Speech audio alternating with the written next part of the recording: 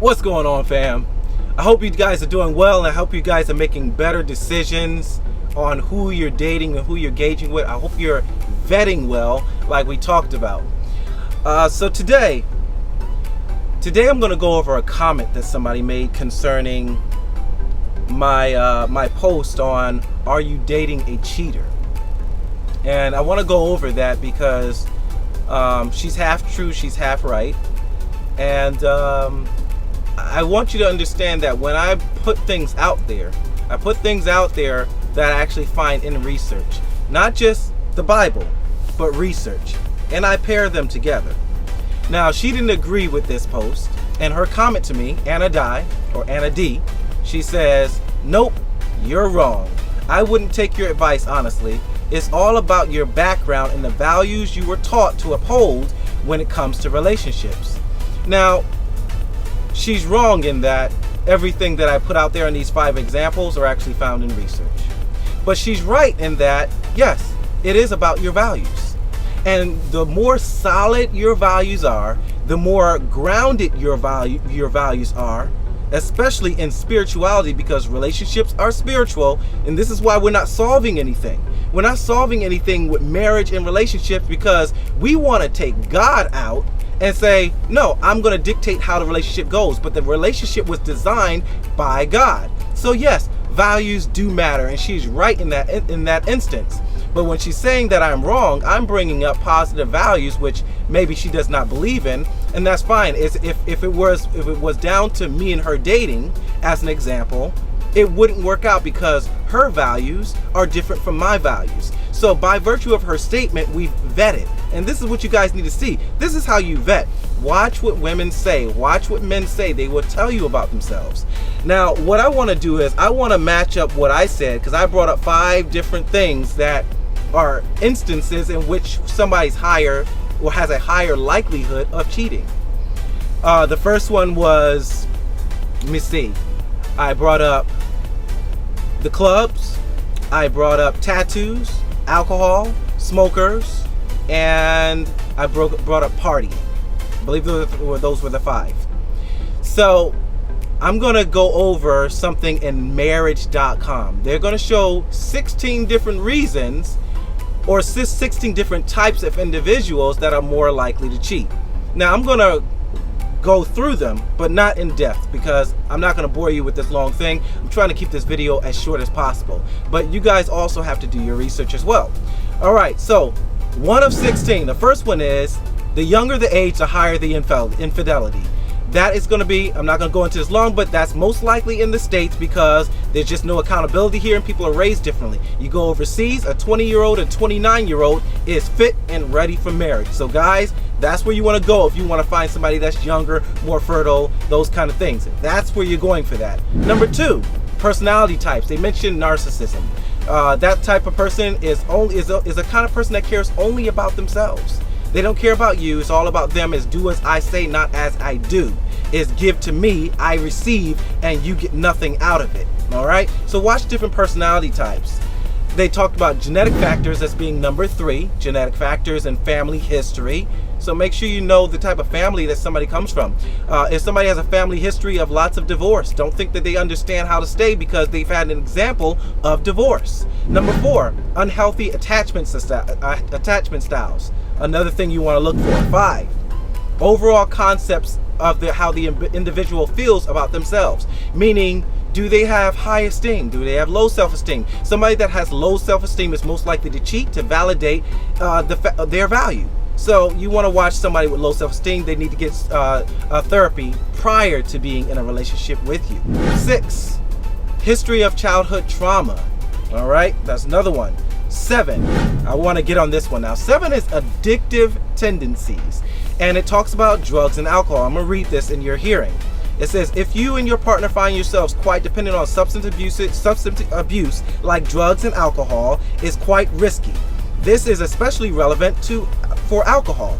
People who drink regularly do so in social settings such as nightclubs, bars, and restaurants are most likely to cheat because it lowers your inhibitions. All right, so I mentioned alcohol in that post. I also mentioned parties in that post. And I also said that when you combine the two, and remember, this is nothing to do with the Bible, this is just research. When you combine the two with alcohol and partying, you have a higher risk of cheating. You want to watch those individuals. So, young lady, what you're saying here is in the research. This is not just me being overly religious. Yes, I believe in God, but I'm not overly religious. The facts are facts, and I try to put the research with it so you guys understand where we're coming from here. All right? 8, personal history of cheating. Has this person cheated in the past? Have they talked about it? Have they bragged about how many people they've cheated on? And quite frankly, had no remorse or any therapy. Watch out for that. Number 9, lack of compatibility. You know, I like to go out, you like to stay in, and we're heavy on those ends. Not going to work out. Lack of emotional intimacy. We don't know how to communicate with each other on how we feel. I should be able to come to you and say, baby, you know, I feel this way and it makes me want to cheat. And you say, oh, okay, let me make sure I watch out for that because this is something that really bothers him. All right? Just having that emotional connection and communication. 10, lack of emotional intimacy. 11, differing sex drives. Meaning I like to have sex once a week and you like to have sex 5 times a week. For me, it just wouldn't work out. I need it 3 to 5 times a week. That's me personally. I know how I am. I'm not going to sit here and talk to somebody that's saying that they want 1 to 2 times a week. It's just not going to be enough. And what I'll end up doing is searching elsewhere because I'm unfulfilled in my marriage or relationship. So that you want to watch out for. 12, polar opposite lifestyles. You like to do the nightclub. I like to be responsible, and I'm pretty monotonous in my work and career, and you're out there doing whatever. Not going to work. You want to have similar lifestyles, and that's why men, you need to vet for a woman that's going to fit into your lifestyle. 13 was domestic violence or issues with that. 14 is area of residence matters. Now, I want to get on this because I also said something about parties, and I just want to further push the idea of this, in that this says, where you live matters. Couples who reside in metropolitan areas or other urban areas may be more likely to cheat because people living in these areas are more open-minded about infidelity. Now, it says metropolitan areas. It didn't say the country, the rural areas, the suburbs. Now, we're talking about the city, the metropolitan areas where people are partying. When they go out there in those areas, when you live in those areas, when you like to travel to those areas to have fun, those people are partying. And many people who have wild lifestyles also show it in how they ornament their body. And that's just the bottom line, guys. I mean, most people who have all the face piercing and all these different things and heavy makeup, heavy adornment, heavy tattoos all over the chest and neck, those are higher risk lifestyles when it comes to relationships.